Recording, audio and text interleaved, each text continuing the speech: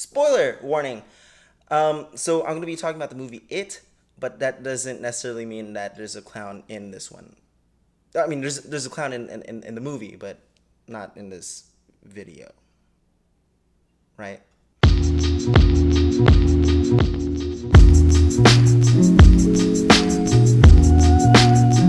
Directed by Andy Muschietti, it is a movie that essentially is about 7 kids in Derry, Maine that have to overcome their fears as this clown, or what they call It, is essentially, manifesting into their fears. Which probably for me would be a lot of snakes and frogs,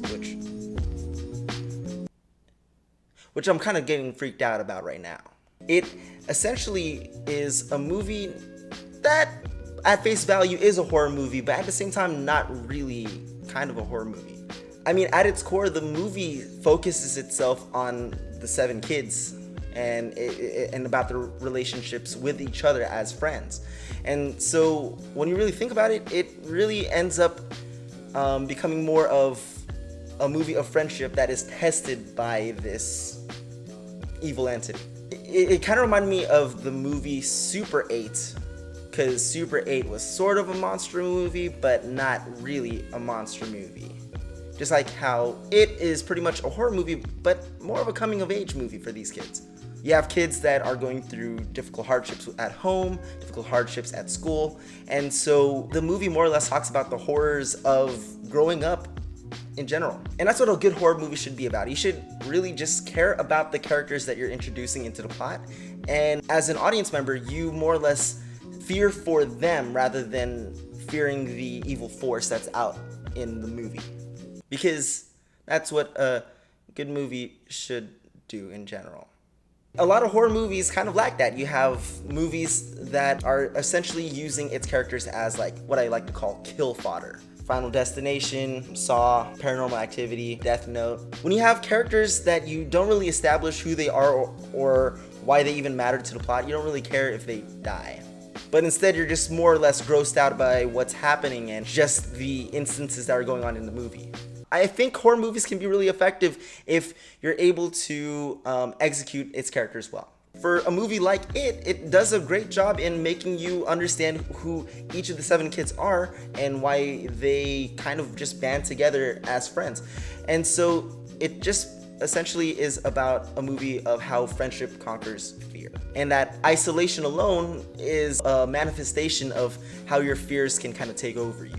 Bill Skarsgård, you can tell he's just having a lot of fun as this character that is just kind of just like messing with these kids. Pennywise actually feels like he has a personality and actually feels like an actual character rather than some movie with like a demonic spirit or other sort of weird like evil force that's attacking the main characters.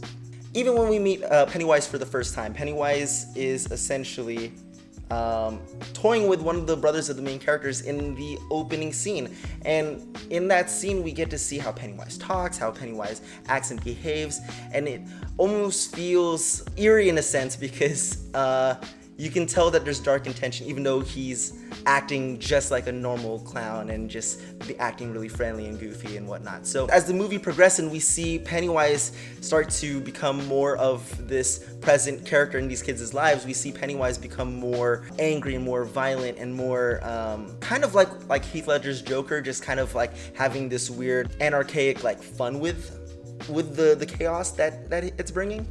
The movie towards the end does feel kind of long. It's over 2 hours long, and so when you have a runtime like that, it tends to kind of drag on at a point. And some movies are able to get away with it because you're having so much fun and you don't even notice the time going by. But for horror movies, sometimes when you have all this tension built, you kind of want it to be released. And when you start to like have that desire for it to just kind of like end, you start to notice that the runtime is going a little too long. But still, it is surprisingly better than what I thought it was going to be. Even the cinematography is great. It kind of harkens back to an old 80s film, which is where the movie is kind of set. Like in the opening scene, there's a lot of shots, and even like as the titles come on, it feels reminiscent of like an old 80s, 90s kind of movie. It's to pay homage to the old miniseries, which I at this point should probably watch. On that note of the miniseries, I can see how people are probably attached by Tim Curry's portrayal of Pennywise, and how this movie can kind of shake that foundation a little bit. Because you're constantly going to be like comparing back and forth between which one is better. But I kind of like to live in a world where you can have two good versions of the same thing and be a fan of both. On that note, it's getting really hot and I'm sweating so bad. It had great, music, directing, all the technical aspects that you can think of, as well as the storyline itself was well done. And that's why I'm gonna give the movie an 8.5 red balloons out of 10. So comment down below if you had seen it and let me know what you think. And also, what is your worst fear? Snakes and frogs. And if you're a big fan of snakes, I'm sorry, how do they move with no arms? And now I'm thinking of a snake with arms. But thank you guys so much for watching. Be sure to live well, love more, and drink milk for your dry bones. Because Pennywise might eat you. Look behind you. Just kidding, there's probably nothing there. Please don't be scared. Unless if there is something there, then I'm sorry. Run.